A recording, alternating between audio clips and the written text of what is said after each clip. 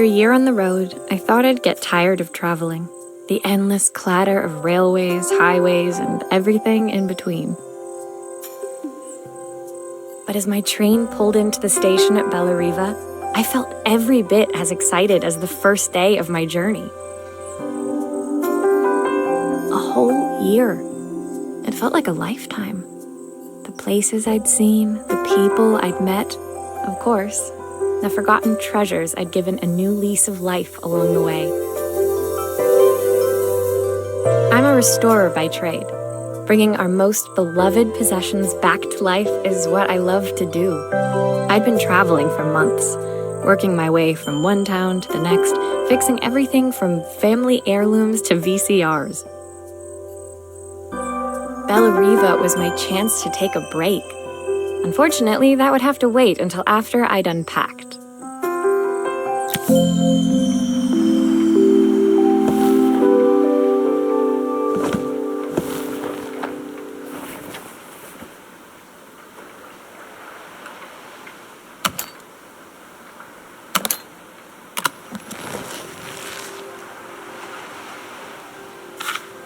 My parents took this after I made my first repair.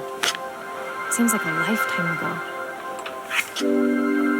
Looking forward to taking more close-ups of my fingers with this.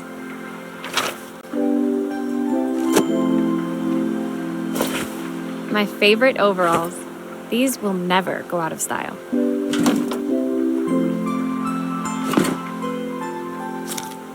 Who doesn't love a scrunchie? Practical and stylish. I saw a guitarist wearing these at a show once. Rock and roll repair woman, at your service. I picked up these sunglasses on my last stop. Hopefully I'm cool enough to pull them off.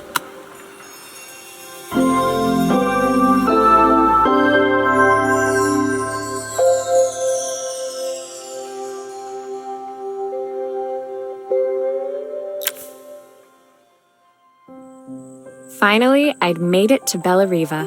I'd come for the food festival, taking place in a few days' time. After living off TV dinners and instant ramen for the last few months, I was craving a decent meal. Of course, I'd need to earn enough money to pay for it, so I figured I'd head out the next day and find some work. My parents never wanted me to go. They wanted me to stay in their shop and have a simple, stationary life. I knew there was a world out there, beyond the four walls of our antique store, that I had to be a part of.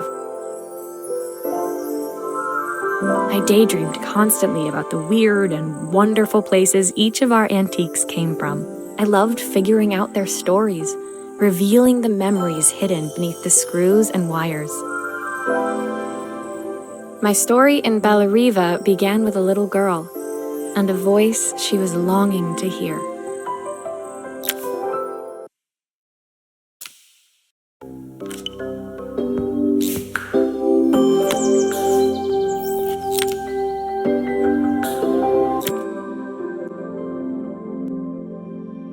It was my first morning in Bellariva, and I couldn't wait to leave my hotel and explore.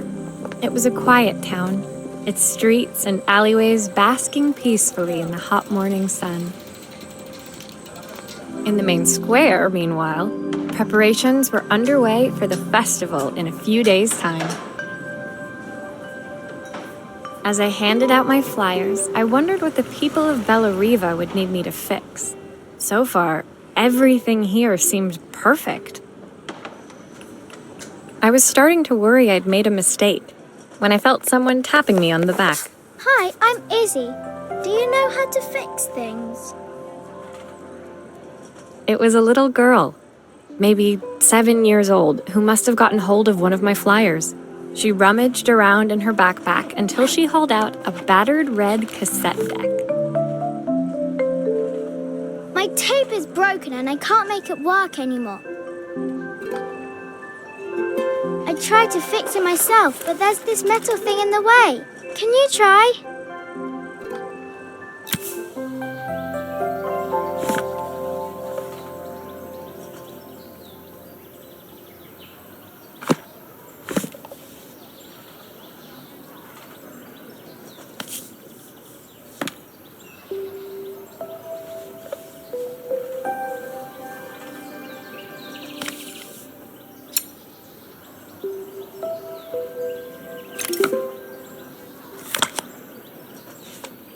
Aha!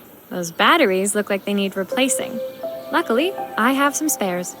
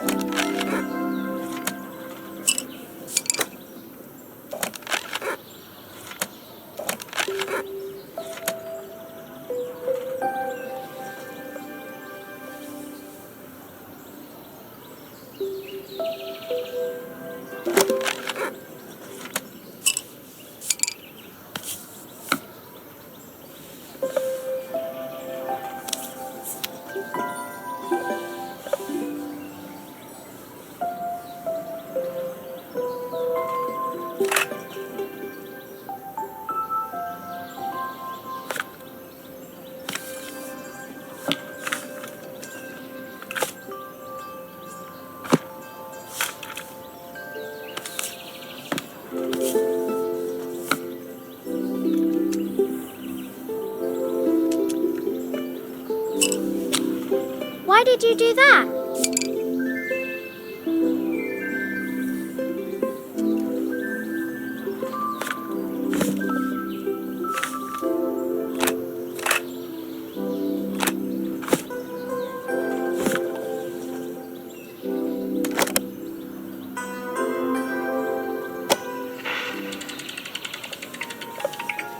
Will you dream a dream for me?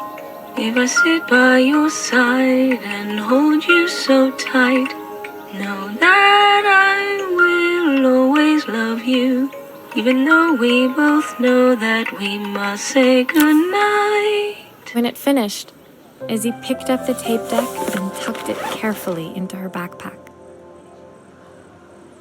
Thanks, Maria. You're the best person at fixing things ever. No problem. Who was that singing? They're very good. It's my mum. She's not here anymore. Izzy trailed off. It was the kind of silence a cassette tape would never be enough to fill. When Izzy's friends called for her, she dug deep into her pockets, looking for something to pay me with. Eventually, she produced a grand total of a stick of gum, 3 mismatched buttons, and a yo-yo. I usually preferred a check, but Izzy looked so serious, I wrote out a full receipt. She seemed like a happy kid, but beneath it all, part of her life had been shattered. Part I wouldn't be able to fix.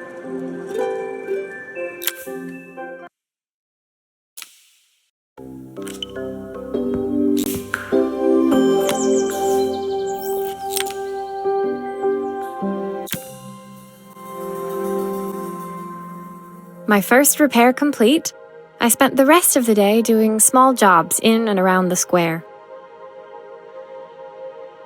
I was exhausted when I got back to my hotel and found a message asking me to make one more visit. The address led me to a quaint little house, a stone's throw from the beach. Bathed in the evening light, it looked beautiful, in spite of its flaking paintwork and chipped tiles. The front door was opened by a harried-looking man, still dressed from a long day at the office. Are you Maria? My name's Joseph. I'm Isabel's father. I'm so sorry she bothered you this morning. Please, come in. I'd like to settle up properly. On the mantelpiece, I saw the remains of a broken statue. Without thinking, I picked up a fragment. Ah, my father's statue. What's left of it, at least. Yet another way I'd have disappointed him. It survived 100 years in this family. But 5 minutes with Isabel and... Do you think you can salvage it?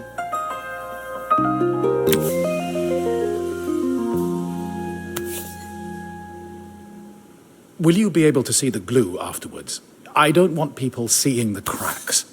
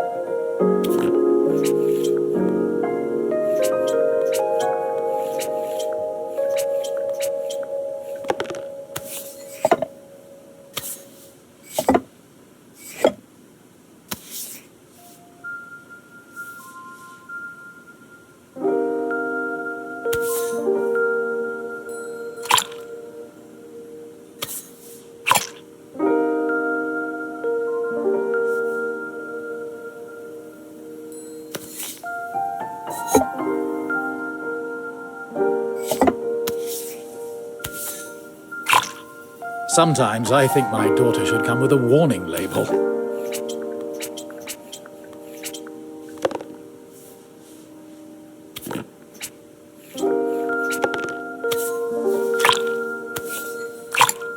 Is this glue really strong enough to hold everything together? Thank you, Maria. It looks as perfect as it ever did. My father wanted me to make something of myself. He didn't have time for anything less. As Joseph put the statue back on the shelf, it nudged against the family portrait stood proudly next to it. So he was Bellariva's mayor. And that was Izzy's mom. They must both miss her so much. Sorry, I'm a little tired. I've been working late getting things sorted for the festival. There's only a few days to go. Looks like I'll be working late. Again. When I told my parents I wanted to leave, they always found an excuse to be busy, to avoid talking about it. I guess keeping themselves occupied was their way of pretending it wasn't happening. Joseph's work must have been taking up so much of his time. But maybe that was what he wanted. I just hoped he was finding enough time for Izzy, too.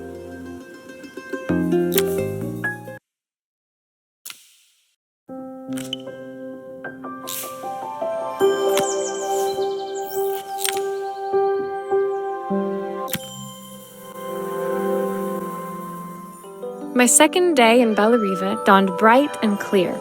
Another beautiful sunny morning.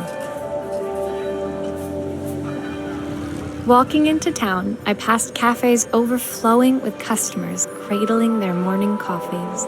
I stopped, breathing in the smell of roasted coffee beans and freshly baked pastries. I was about to go inside when the owner of Carmen's, the cafe next door, stopped me. Hello, Maria?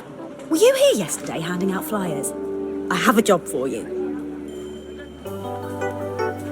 Her place was petite, tucked between its competitors as if hoping they wouldn't notice. Judging by the empty tables inside, though, her potential customers hadn't noticed it either. It's a bit slow today, but we're just getting started. I'm sure it'll pick up soon. As Carmen chatted, she walked over to the counter and returned with an old rotary phone. At least I've got plenty of time to practice my recipe for the festival. It's a new special I've been working on. I was hoping to call my sister for some, seasoning tips, but it won't connect. Can you see if you can figure out what's wrong?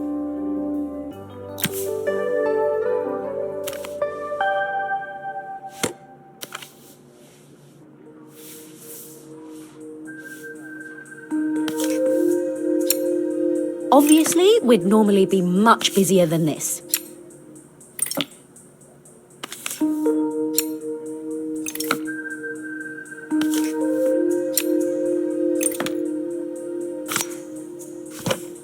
You can fix it, can't you?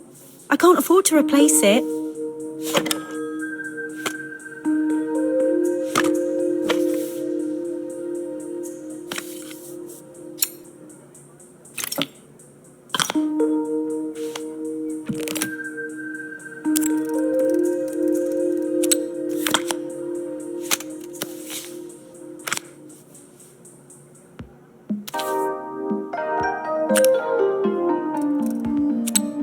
These connections aren't quite right. I should check the wiring.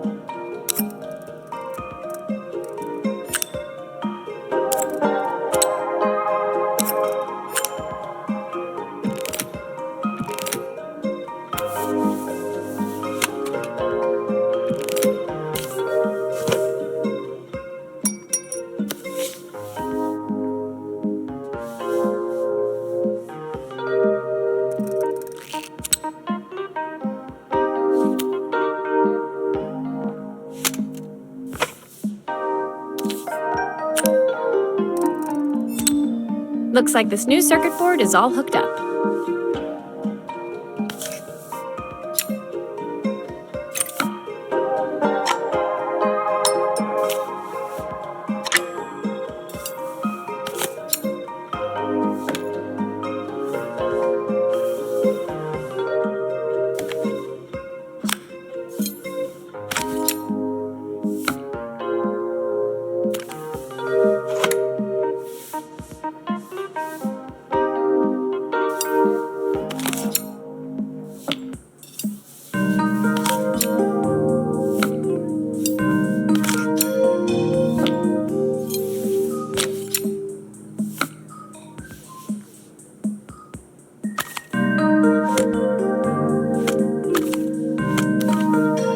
There's still a part I need to attach. Where does it go?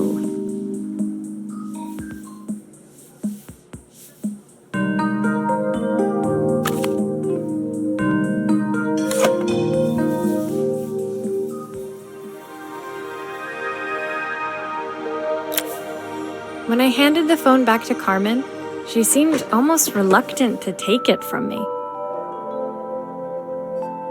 So it's all working now, is it? I don't have to leave it to dry or let it cool down? Nope, it's ready to go. It'll be ringing off the hook in no time. That's if I can pay my phone bill anyway. And the rent and the suppliers. Anyway, take a seat and I'll be right with you. Your coffee's on the house. I sat at one of the empty tables, while at the counter, Carmen had started dialing the phone. Hello? How's my favourite sister doing today? As she talked, Carmen became more and more tense. This didn't seem like a call for some cooking advice. I know I still owe you from last time, but I can't afford to take part in the festival if I don't pay. I could almost feel the eye roll at the other end of the line. You don't need to be here, though. Can't you just put the check in the post? When the call ended, Carmen brought me my coffee, her hands trembling. Sorry about that. My sister's decided to fly in for a visit. Oh God, I have to get ready. Actually, I might have another job for you. Can you come by tomorrow?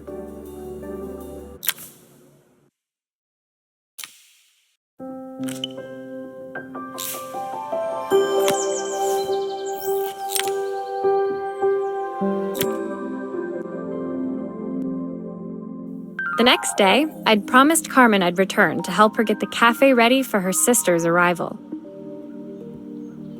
I was about to set out when I received an unexpected call from my hotel's reception desk. Apparently, another guest had asked for me by name. Curious, I took the creaking elevator up to the top floor and made my way to the room number they'd given. I knocked.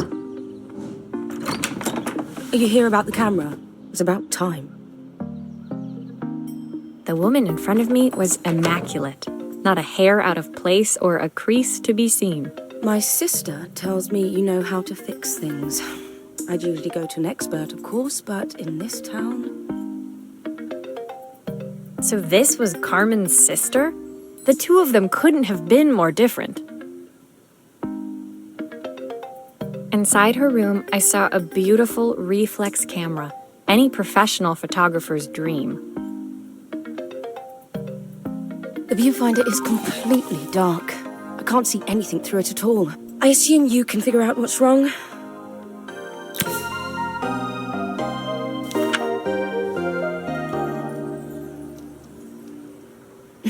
You need the manual.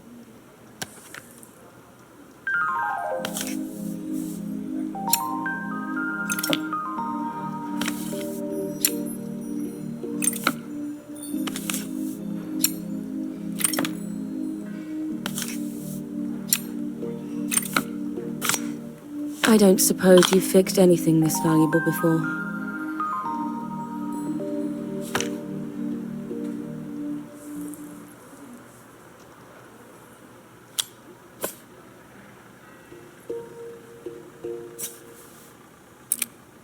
If I used the screwdriver, I could adjust the angle of the mirror.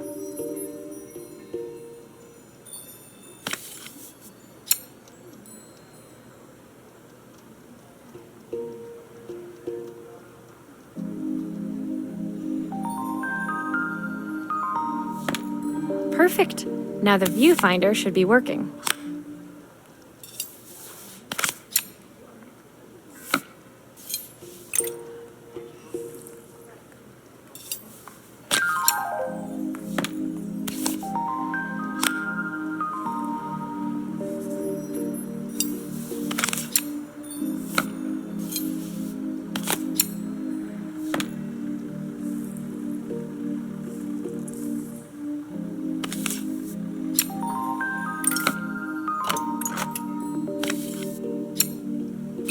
looks like something is still missing.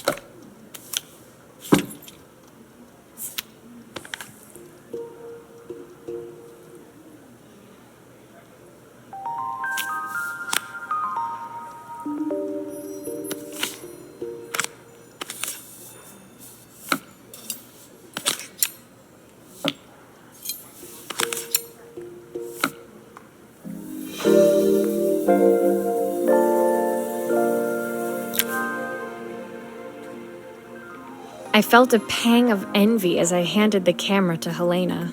It put my disposable to shame. I picked it up on my first trip to Paris. It's a 1958 limited edition, the first of its kind. It cost me 3 months' salary, but it was worth it. I had no idea what 3 months' salary meant to Helena, but I was pretty sure it was more than I could afford. It was strange, really, that we were even staying in the same hotel. I'd picked this place because it was cheap and cheerful, but surely she could afford somewhere better? She took some test shots, fiddling with the camera settings until she was absolutely satisfied. This work is immaculate. At least there's one person in this town who knows what they're doing. Sending you to me might be the first thing Carmen's actually gotten right. I wondered why Helena had bothered coming if she thought so little of her sister. I hear nothing from her for weeks, and then when she finally does call me, all she wants is money. If she thinks I'm lending her another penny, she'll have to convince me it's not a total waste of time. That didn't sound good. If Hurricane Helena was about to hit, I hoped Carmen was ready.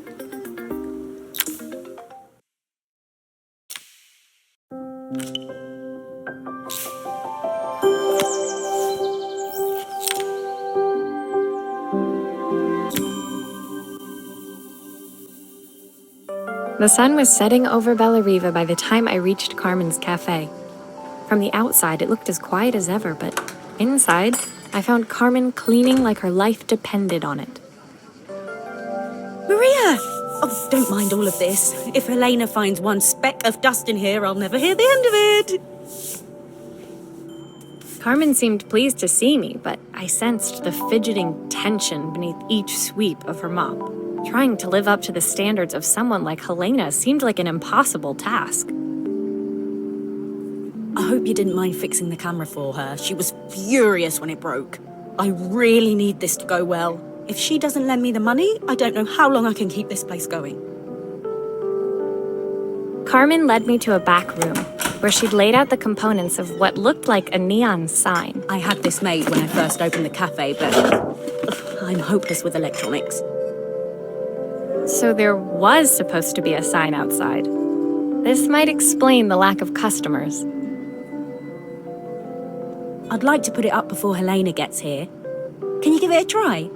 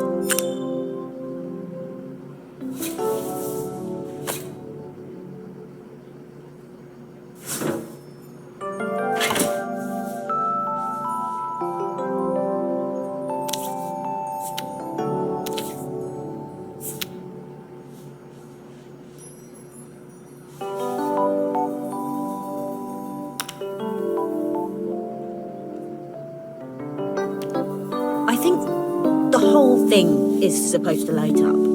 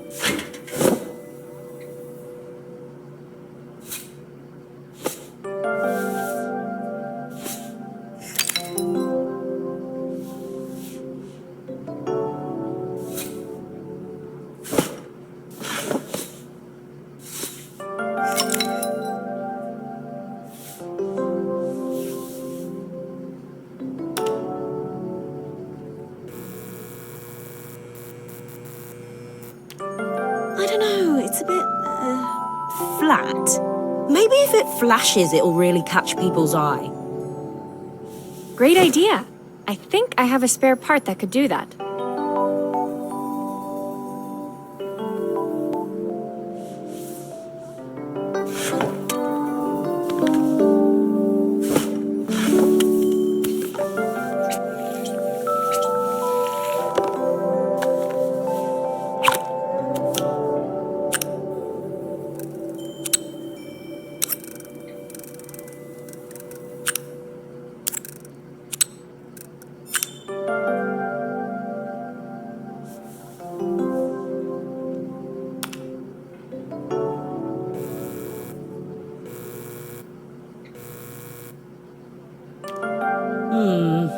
It still needs something else. Maybe we can add one of these.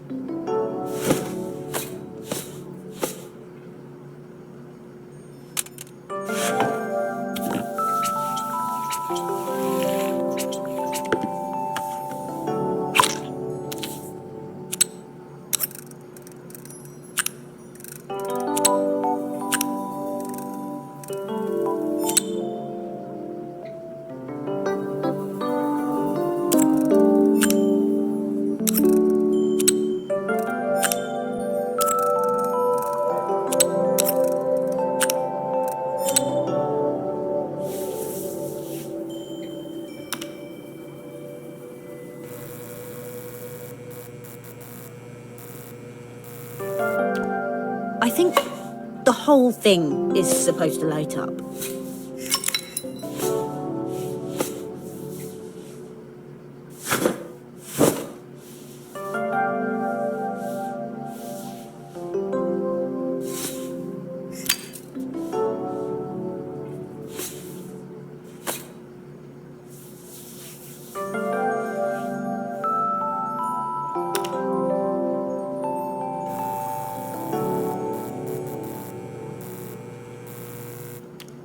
It works! I'll screw everything together again and you'll be set.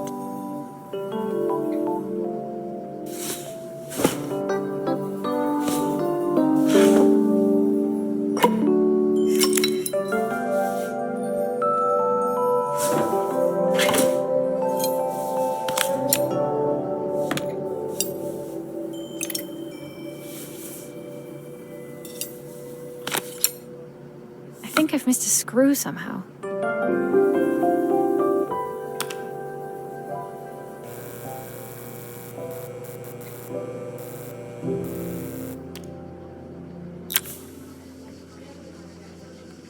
The sign fixed, we headed outside and mounted it carefully over the cafe door.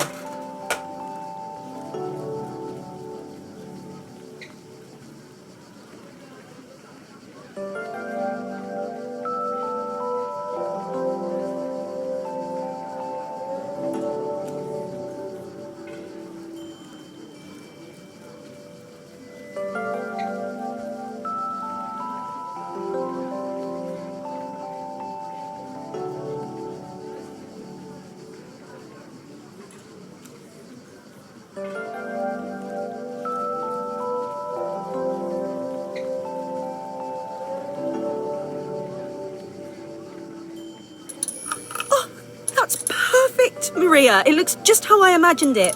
When I had this sign made, it all seemed so simple. Oh, I can't believe I might have to give it all up. I hope I've done enough.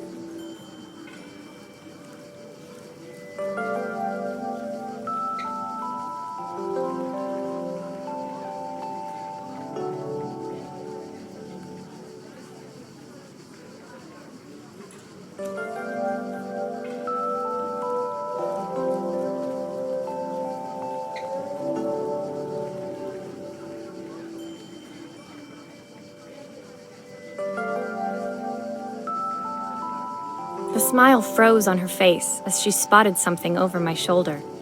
I turned to see. Of course, my sister owns the only cafe in this entire town that isn't actually open. For better or worse, Helena had arrived. Carmen opened her mouth to explain, but Helena swept indifferently past her. Finally pausing in the doorway, she turned back towards Carmen. The first thing we're doing is getting rid of that hideous sign. And with that, she disappeared inside. I hoped Carmen's chances of saving the cafe hadn't disappeared with her.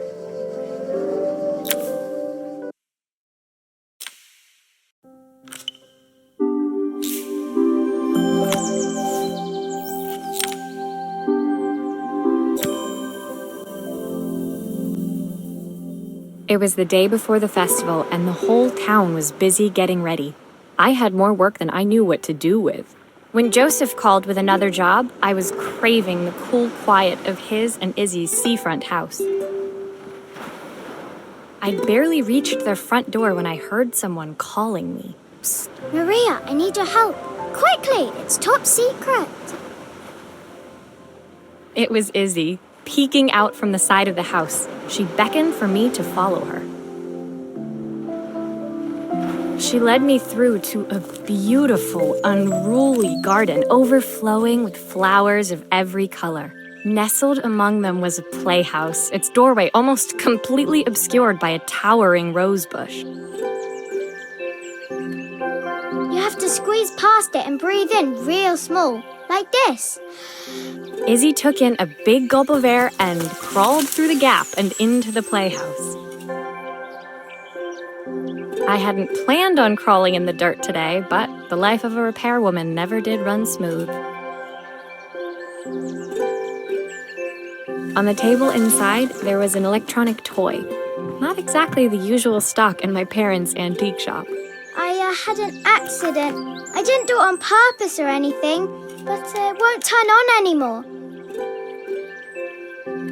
Can you fix it for me?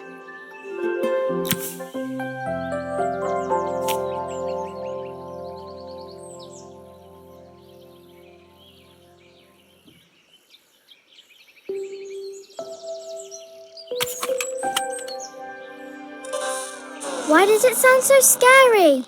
It wasn't like that before.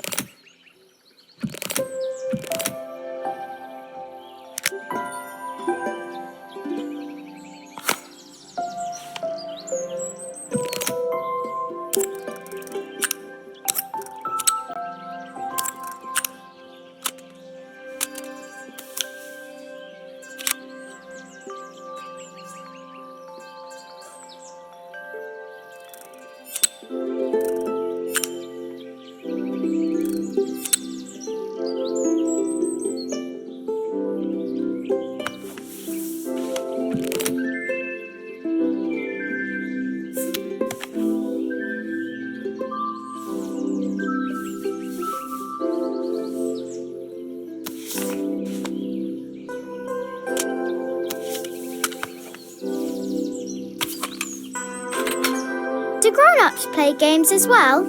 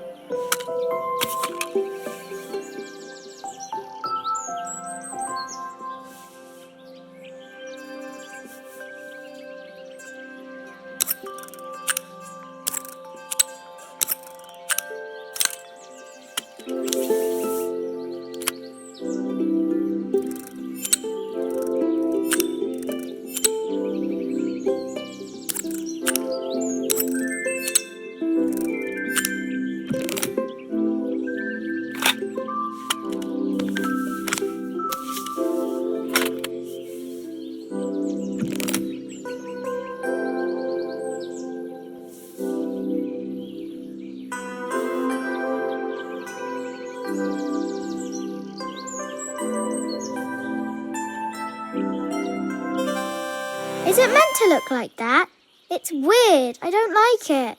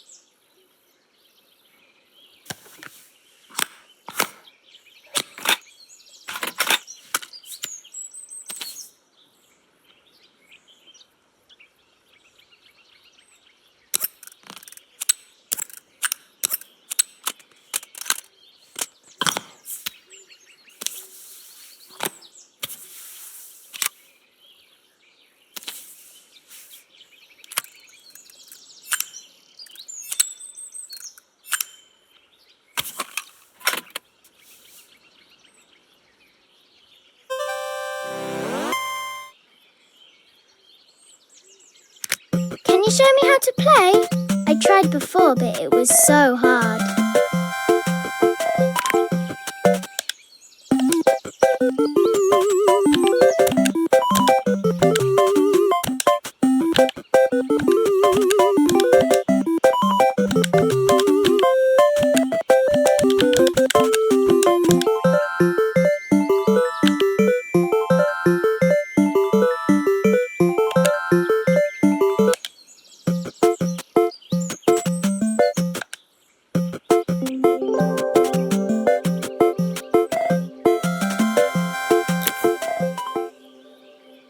Her toy fixed, I watched Izzy retreat into its screen, taking refuge in a 3-inch world of her own.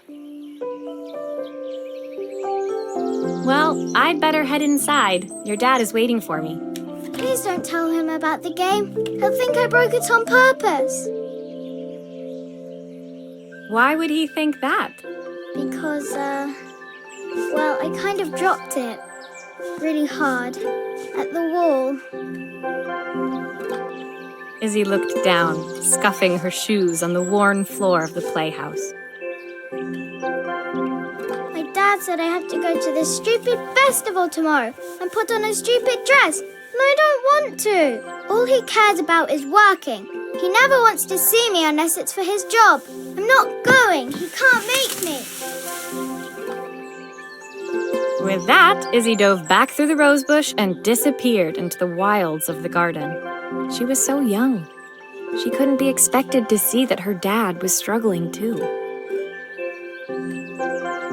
It made me think, had I really tried hard enough to understand my parents' point of view?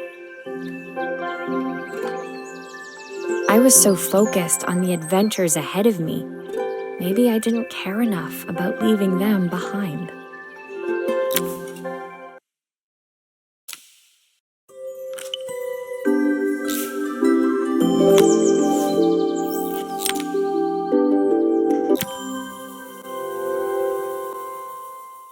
Leaving Izzy hiding in the garden, I walked around to the front of the house and rang the doorbell. It was only then I noticed my favorite overalls covered in grass stains. I scrubbed desperately, but it was too late. Maria, what are you doing? What happened to your clothes? I was, repairing a lawnmower. How unusual. Well, do come in. The job I've got for you is a little more delicate. Totally embarrassed, I walked into an orderly room filled with papers and ledgers. So this was his office. You must be so busy getting ready for the festival. Are you looking forward to it? Of course. It's traditional for the mayor to judge food from every cafe and restaurant in town. I'll be declaring the best chef in Bella Riva by this time tomorrow. Speaking of which... He unclipped the watch from his wrist and very carefully handed it to me. I'll have a tight schedule to follow, but my watch stopped working a while ago. Could you see if you can make it tick again?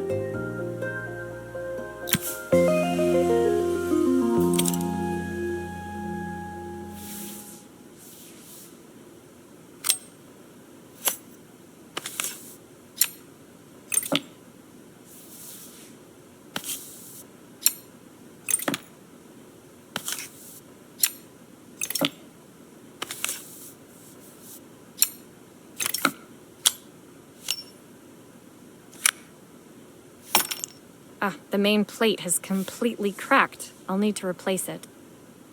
The cogs look good, though. If I'm careful, I can reuse those.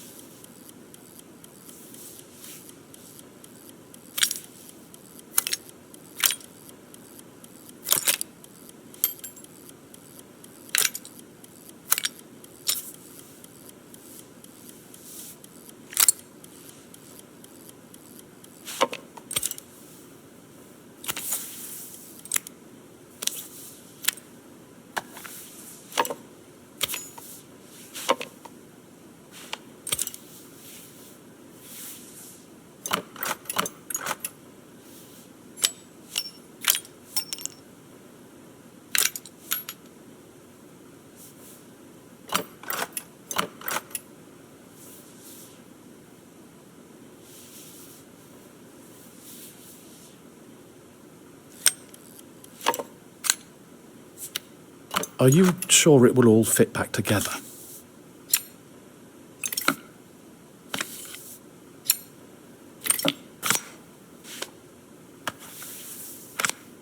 I've not gone a day without this watch since my wife gave it to me.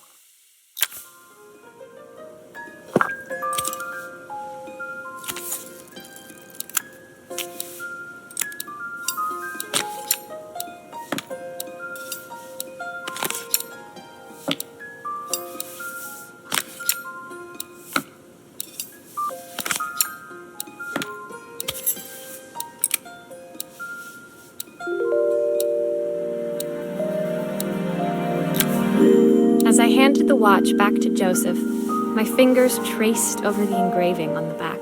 I hoped fixing this was one small way I could help him move forward. I can't believe it's working, Maria. Thank you. My wife was a brilliant woman. Feeling this ticking on my wrist, it makes me feel like she's still here.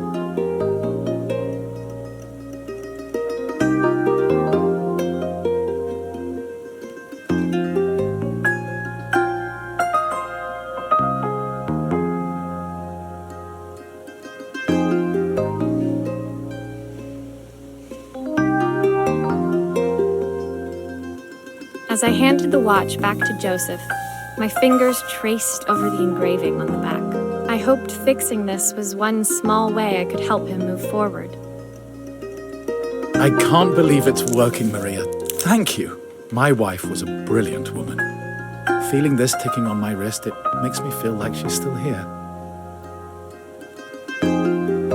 Watches measure minutes and hours like they're infinite. I didn't know we had so little time. Even with Isabel, I barely see her. And when I do, she acts like she hates me. Just then, the phone rang. Even when he was at home, his work was never done. Sorry, Maria. I have to take this. I'll see you at the festival tomorrow. As I left, I turned and saw him pacing the floor of his office, his watch glinting in the afternoon sun. I hoped its quiet ticking would at least bring him some peace during the busy days to come.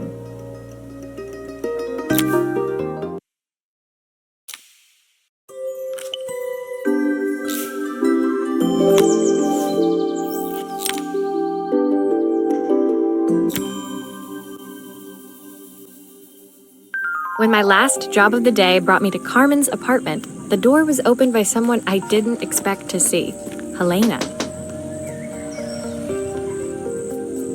Sorry for inflicting this mess on you.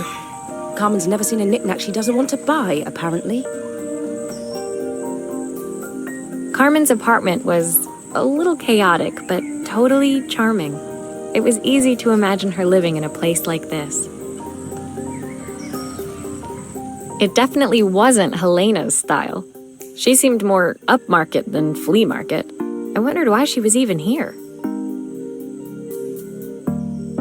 We're having a clear out, or at least I am. Carmen's not helping, as usual. There's a market at the festival tomorrow. I'm selling some of these things to make her some money.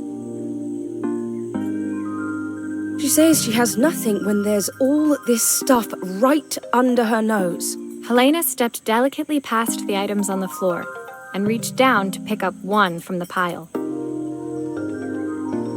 Look at this slide projector. Our parents treasured it, but Carmen treats it like a piece of junk. Can you take a look?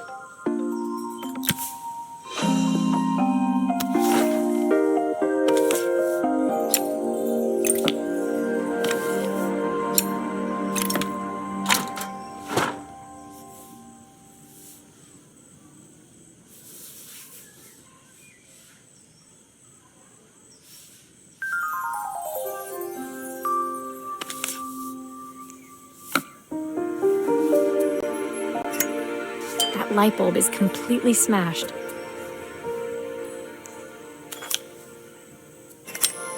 Okay, I'll need to redirect the light to the lens at the top for the projector to work.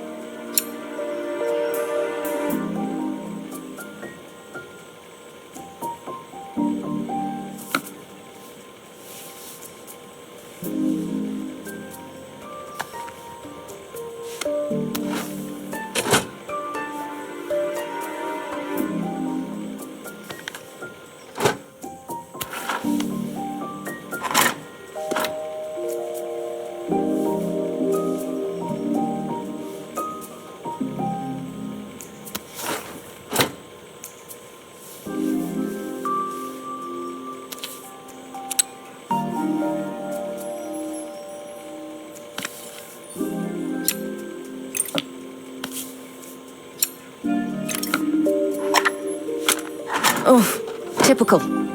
Carmen's even managed to get a slide stuck in here.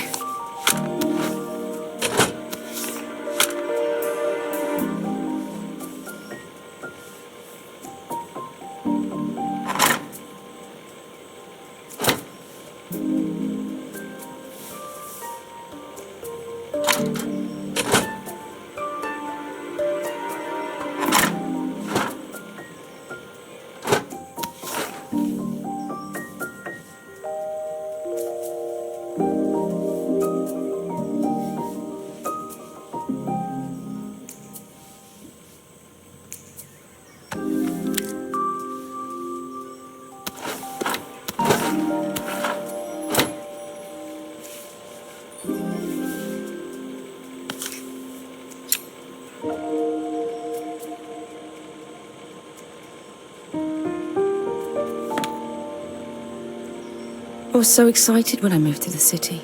Carmen, she looks so sad.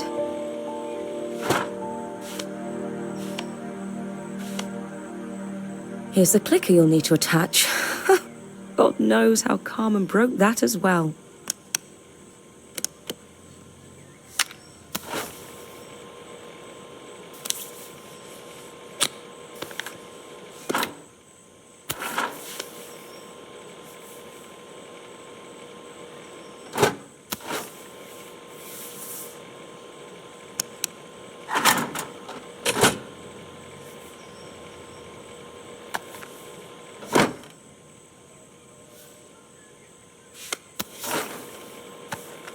Still a few parts missing.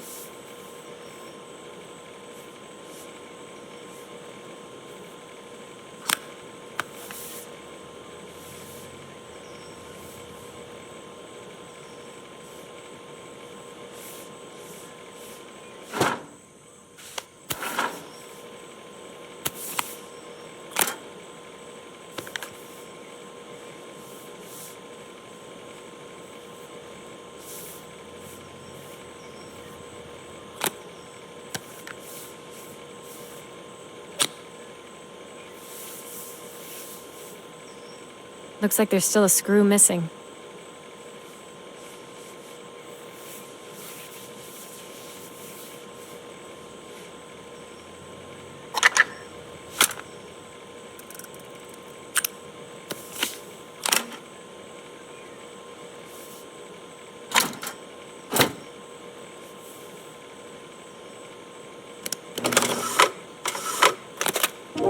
When we were younger, Carmen was always following me around.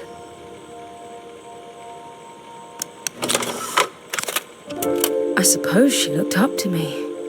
A cool older sister.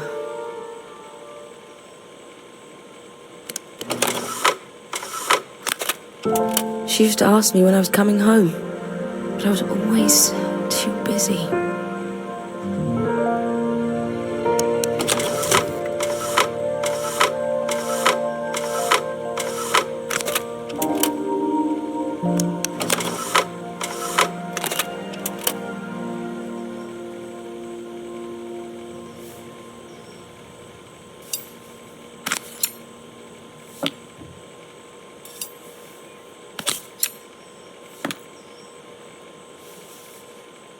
I think I've missed a screw somehow.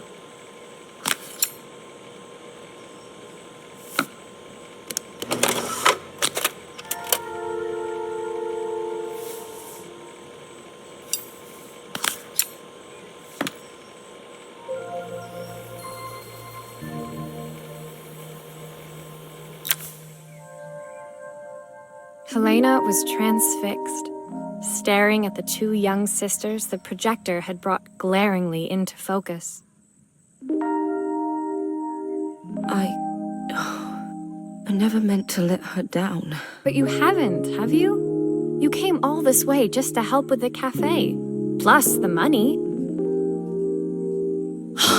That's the problem. There is no money. I lost my job a few months ago. My savings are almost gone. I have nothing. Carmen thinks I'll throw my checkbook at her bad decisions and make them okay. But I can't. Not this time. You know, the funny thing is, I came here wanting to tell her the truth. But she's so infuriating. How can I ask her for help when all she cares about is herself? Helena fell silent, shrinking under the gaze of her younger self, projected onto the wall. We drifted so far apart when I moved away. It felt like the only thing keeping us together was my bank balance. I know I have to tell her the truth. It isn't fair. But I already lost everything else. What if I lose her too?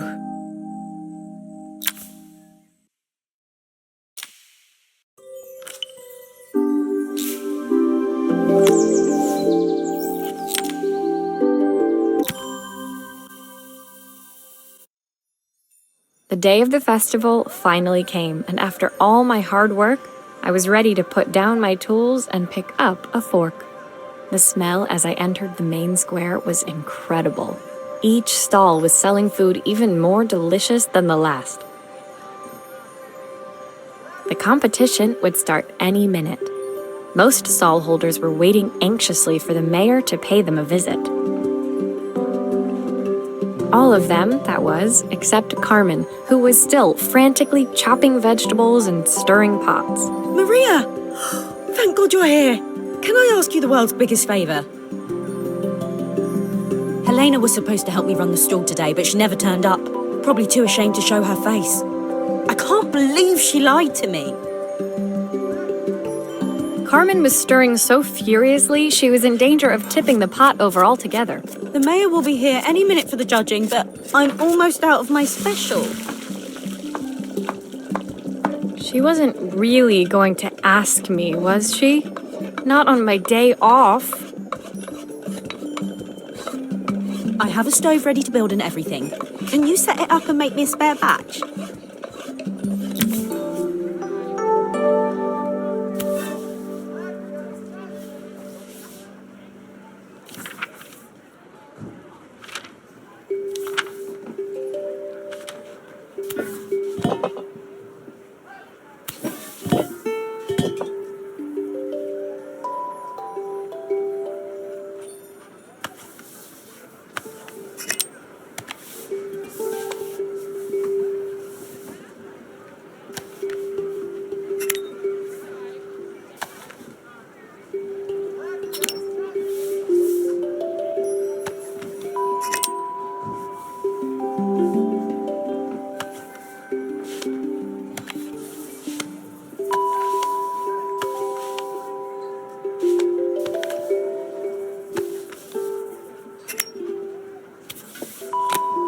It all fits. Now to light the gas.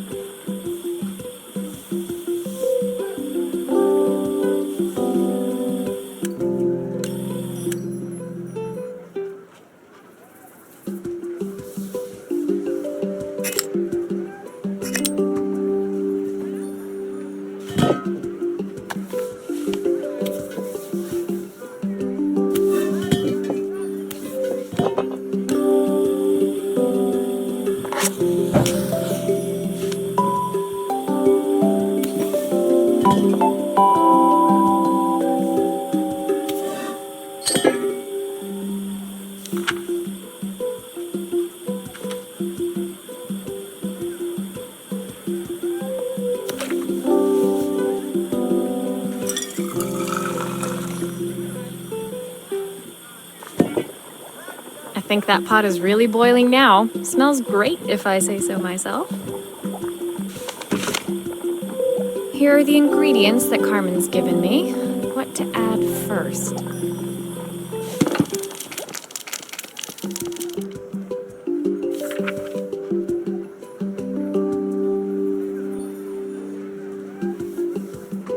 Oh, her recipe is a bit smudged. Never mind, I'm sure whatever I put in will be fine.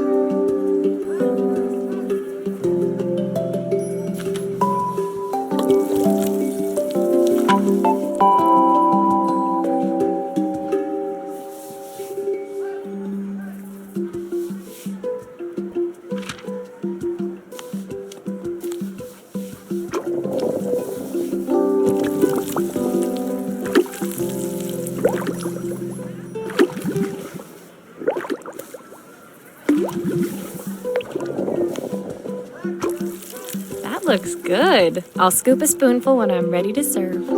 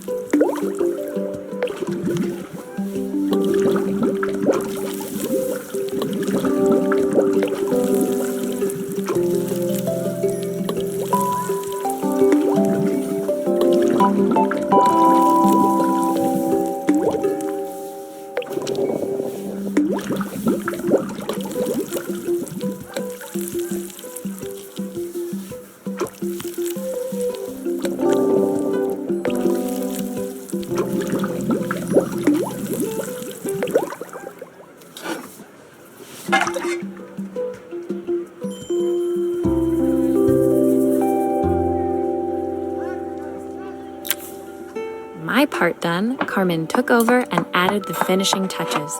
It was just in time, as a moment later, Joseph arrived with Izzy in tow.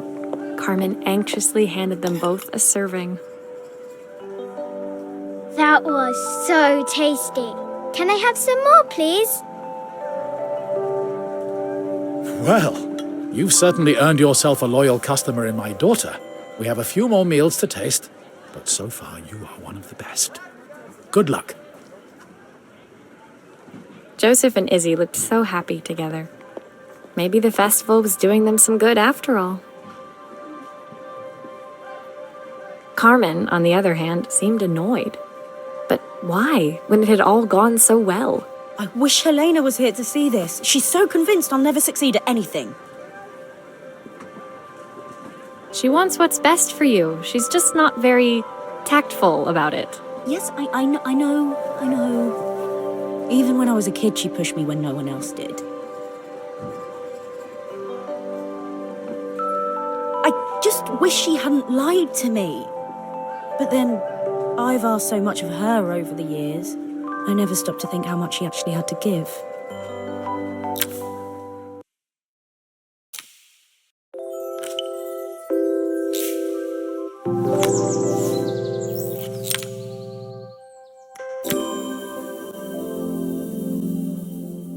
The festival finished. I only had one day left before I had to catch my train and leave Bella Riva behind. I couldn't go without saying goodbye to Carmen. So, that evening, I made my way to the cafe. It was unrecognizable. She'd done it.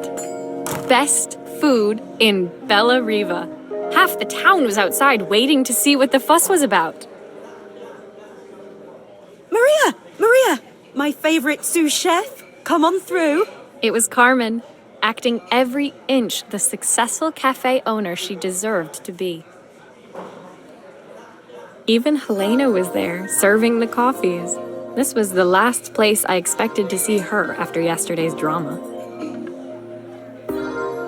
Carmen led me through to a balcony upstairs, where she brought out an old record player. I found out where Helena was on the day of the festival. She was selling her camera to clear the cafe's debts. But then she didn't have much left for herself. So, I've asked her to come and stay with me for a while. We have a lot of catching up to do. I wanted to give her this to cheer her up. We listened to it all the time when we were kids. Do you think it has one last tune in it?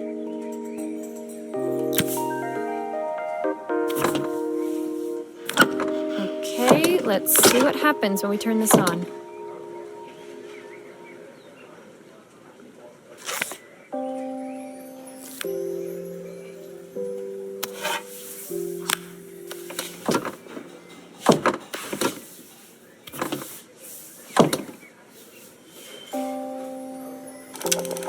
The speaker isn't connected properly. I should check the wiring. The speaker isn't connected properly. I should check the wiring.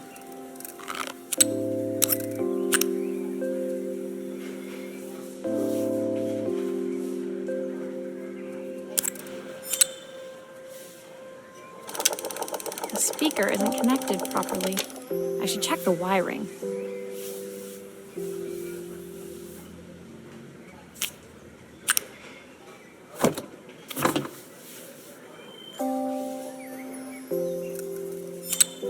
That's the speed dial connected. Now we should be able to change it.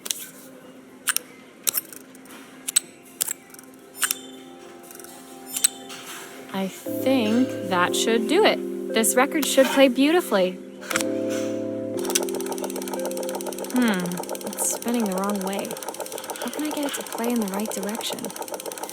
It must be to do with the motor. Let's see if one of these spares can turn things around.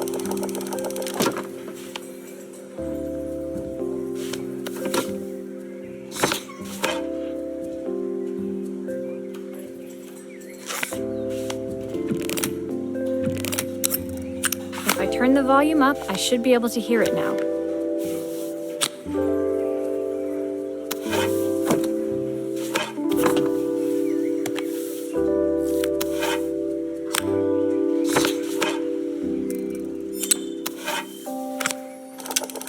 This motor doesn't seem to work. Maybe I'll have better luck with a different one.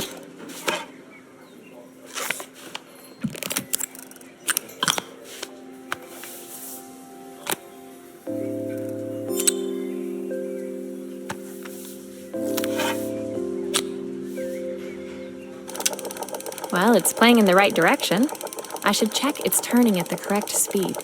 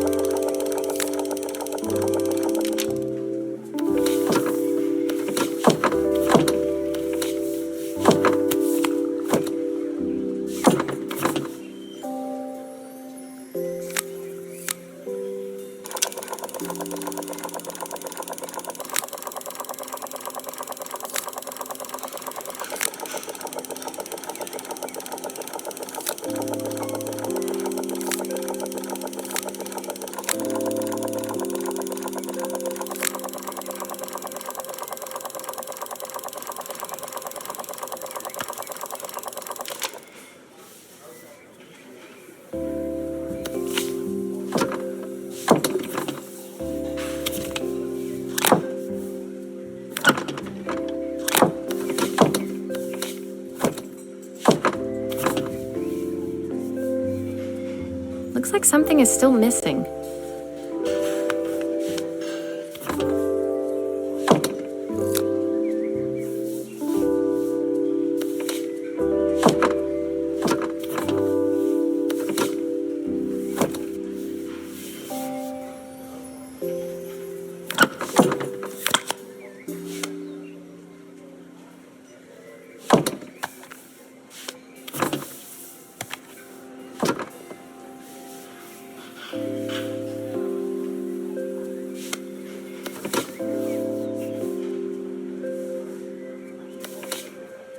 There's still a part I need to attach. Where does it go?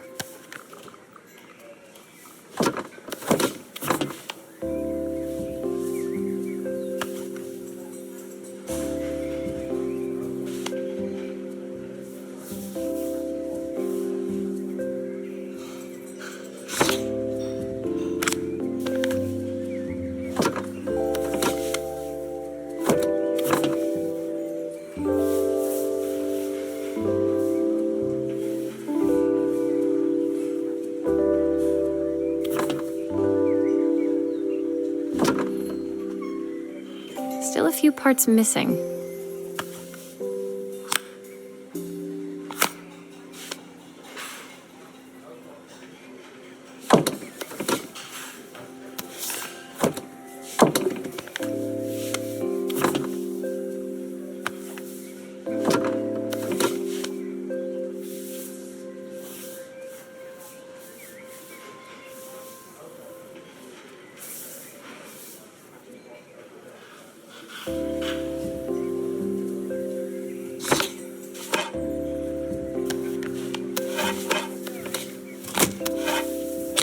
There's still a part I need to attach. Where does it go?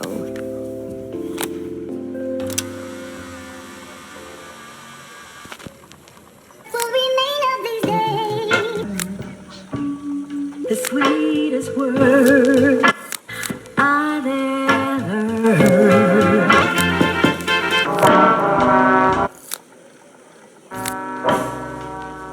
What will remain of the smiles, the ones that stole my heart that day? The record player's crackling tune must have caught Helena's ear, as she appeared a few moments later. Is that my old record player? I can't believe you've kept it all these years, Carmen. Leaning over the music, they looked just like the young sisters the slide projector had preserved all these years, inseparable once again. Carmen told me about your camera. That was a really generous thing to do. I loved that camera, but I love my sister more. Now it's her time to be the person she wants to be. I'm going to stay here with her for a while. Make up for lost time. Carmen and Helena's relationship wasn't suddenly going to be perfect, but they were both prepared to try. And to think, it had all started because of a call Carmen made about some seasoning tips. I guess in the end, maybe it wasn't so hard to just pick up the phone and dial. I hadn't spoken to my own parents in a year. I wanted to hear their voices more than anything. But the silence between us was so cavernous. I didn't know how I'd ever find the words to bridge it.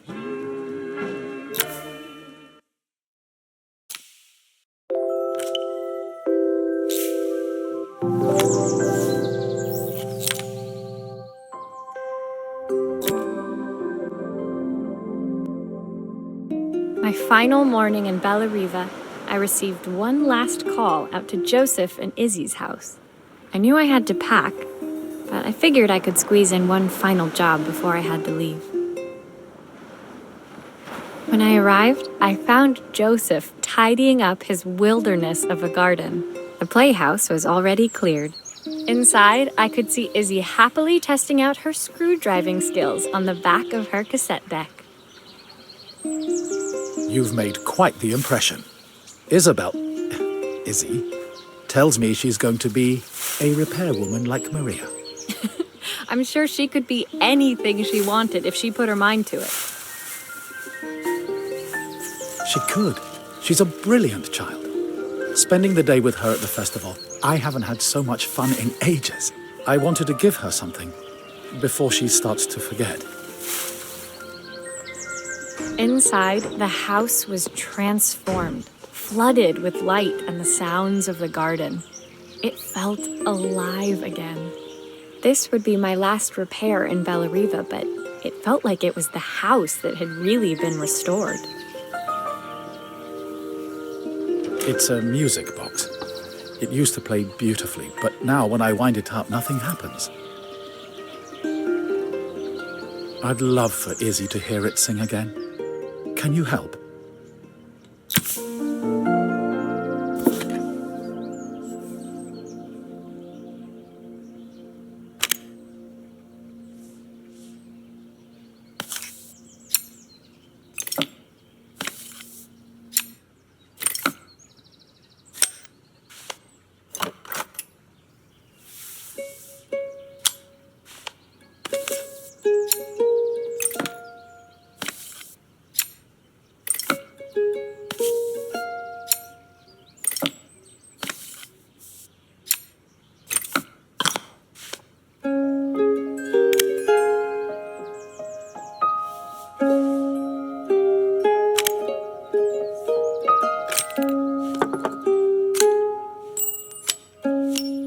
Maria, could you add this family picture of us?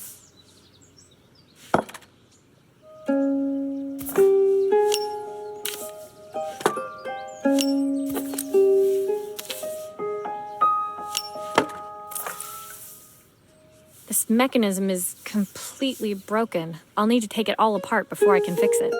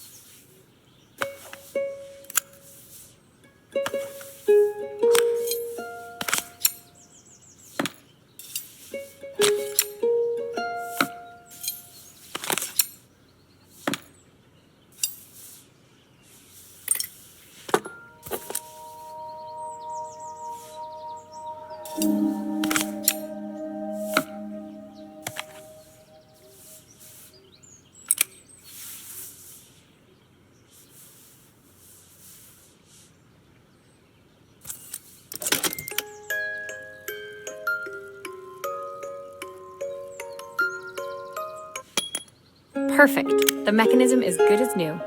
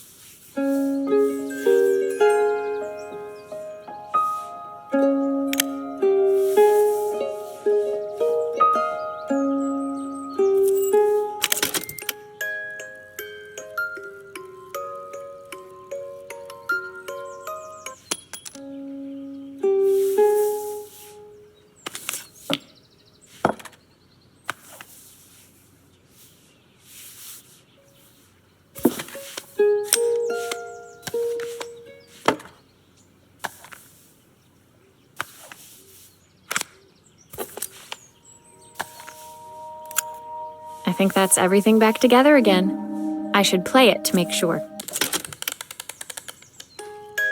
My wife used to sing this song to Izzy each night before bed, but I always worked too late to join them. Will you dream a dream for me if I sit by your side? I've missed so much already. I want to be the father my wife wanted me to be. I've ended up so much like my own father, working all the time. Izzy needs me more than that, especially now it's just the two of us. My daughter comes first. Well, until she gets bored of her stuffy old dad anyway. I'll never ever get bored of you, Dad. Izzy came running into the room where Joseph scooped her up and onto his shoulders. She gazed at the music box, her eyes shining. I'd never seen her look so happy. Thank you, Maria, for everything. The things you fixed for me. I'm so glad to have them back. Joseph was a good father, and I could tell he was determined to be an even better one. When it came down to it, that was all any of us wanted. A second chance to make something right. My time in Bellariva was almost over, but before I left, I knew there was something of my own I needed to fix.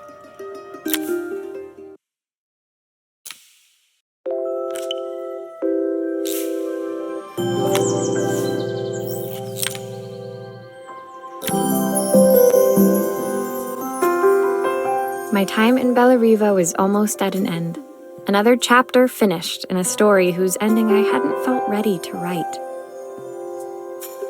The people I'd met, the items I'd restored, they'd taught me so much about what was really important.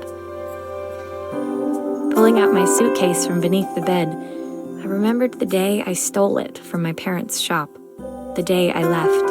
Afterwards, I was too ashamed to call them, to apologize. It was a guilt I'd been carrying around every day since. As I packed, I knew that it was up to me to find a way to lighten the load.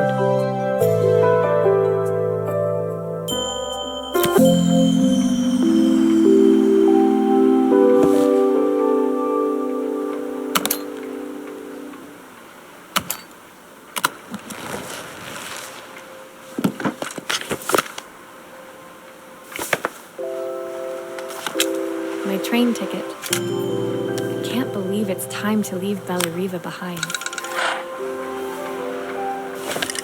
Izzy gave me this in exchange for my repair manual.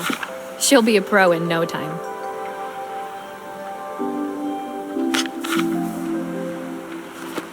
My parents would love Bellariva. Maybe I can convince them to make the trip.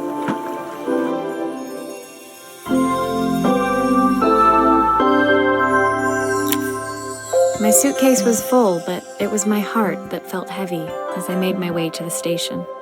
I was sorry to be leaving Bellariva behind, but I hoped that, in my own small way, I'd made a difference.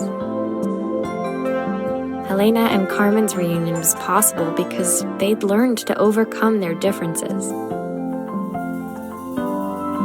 Joseph had realized he shouldn't let his grief or his work get in the way of his relationship with Izzy. They'd each learned to see things from someone else's perspective. Maybe it was time I saw things through my parents' eyes.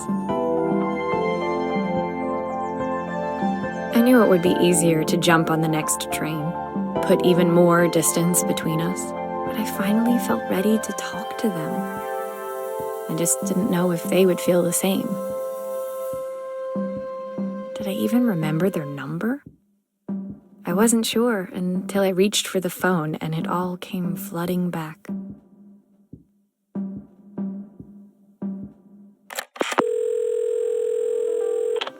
Mom? Dad? Maria?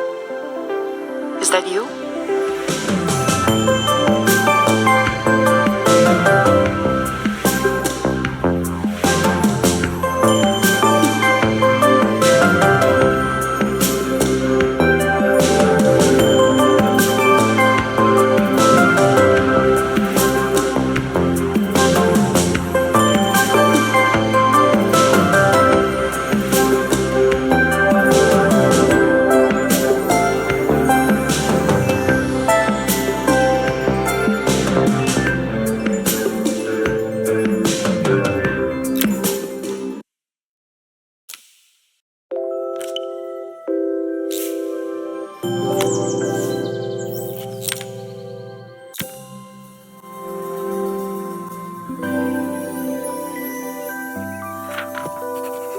Dear Maria, Carmen here. Sorry I haven't written. The cafe's been absolutely manic since you left.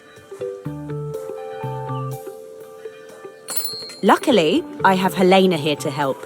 You wouldn't recognise her. She's like a new woman. She's always running round, taking orders and making drinks. I even heard her compliment a customer on their outfit. Personally, I draw the line at fluorescent green bowling shirts, but each to their own. It certainly made the customer smile. She misses the city, though. Bellariva's many things, but it's definitely not as chic as she'd like. She said there was a coffee shop near her old apartment where they made coffee with a shape drawn on top. It got me thinking, I'm an award-winning chef. I can figure out how to put a leaf on a cappuccino. A bit of cosmopolitan coffee might be just what Helena needs. Of course, ordering a new coffee machine was the easy part. I wish you could have seen the mess I got into trying to put the thing together.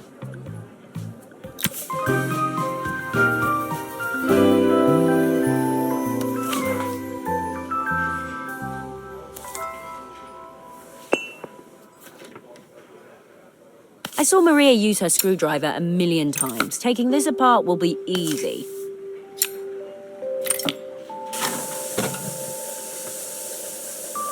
These pipes look pretty simple.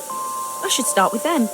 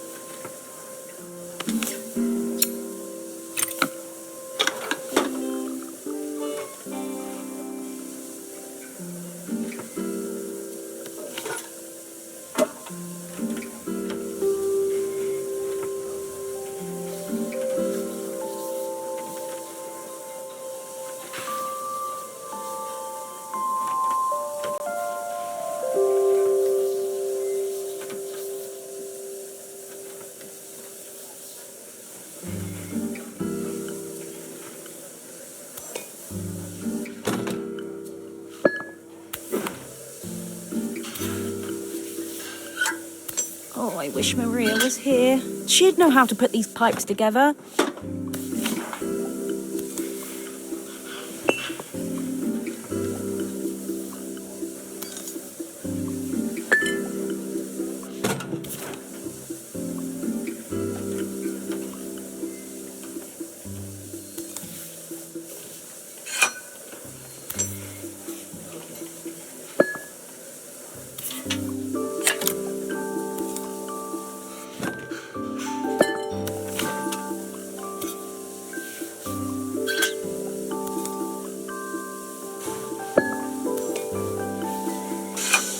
That steam doesn't look good. There must be something wrong with the pipes. The pipes are all connected, but there's still steam everywhere. Something's in the wrong place.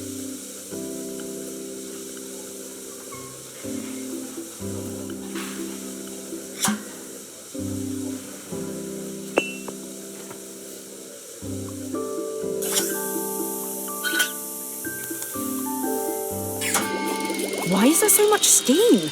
That can't be right.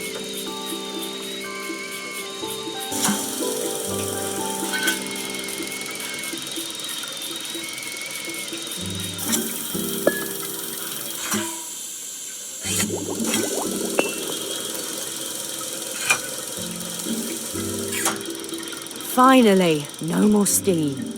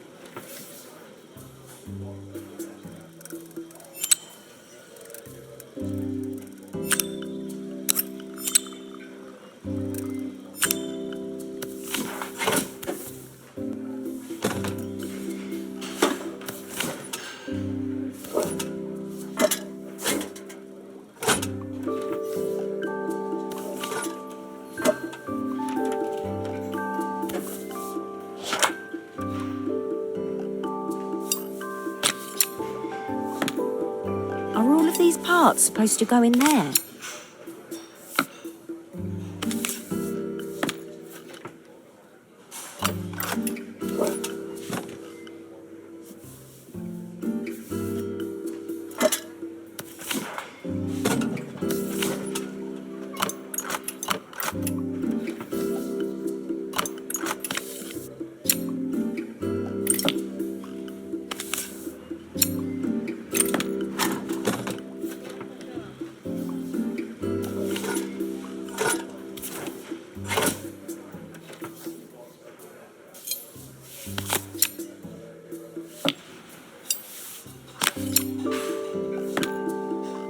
It looks like I've forgotten a screw.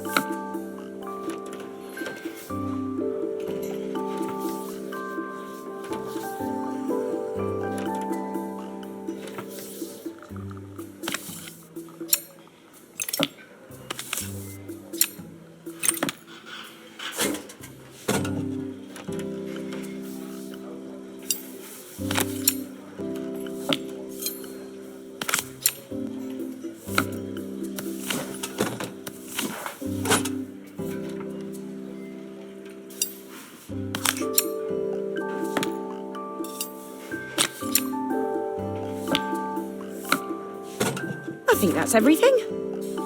Better test the buttons, just to make sure.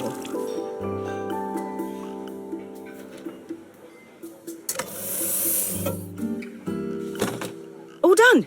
Piece of cake. Time to make my first coffee, I think.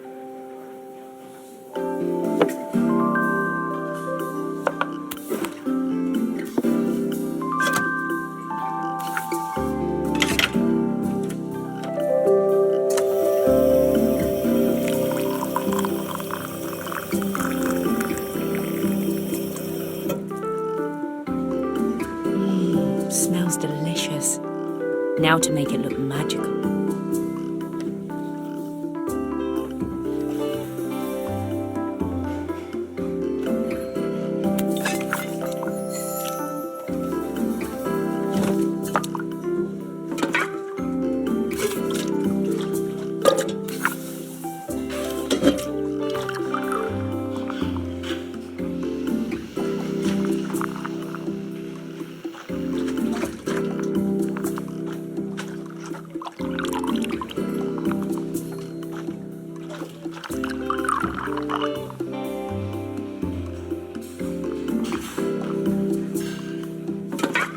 A perfect coffee. All it needs is a saucer and a couple of Helena's favourite biscuits.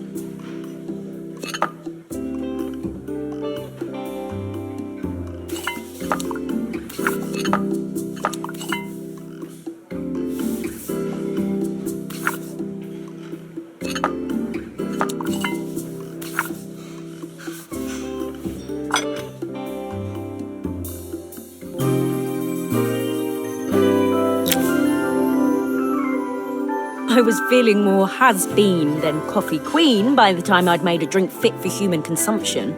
It looked a bit, postmodern, but knowing Helena's refined tastes, I hoped she'd think it was intentional. Always the connoisseur, she didn't even bother to look at it at first. She was so busy wafting it under her nose. Steamed up her glasses, of course. How was she going to see my work of art through an eyeful of fog? When she finally spotted it, though, she was totally impressed. I'll admit, she spent several minutes trying to figure out exactly what it was I'd drawn. She decided it was probably a horse. Well, what she doesn't know won't hurt her. She was impressed enough to ask for another one. I guess I'll need to get some practice in. The whole thing was such hard work, Maria. I never realised how difficult it was, all that mechanical stuff. It made me realise how much I have to thank you for, so I wanted to say that now. Better latte than never. Hoping you're well. Your friend, Carmen.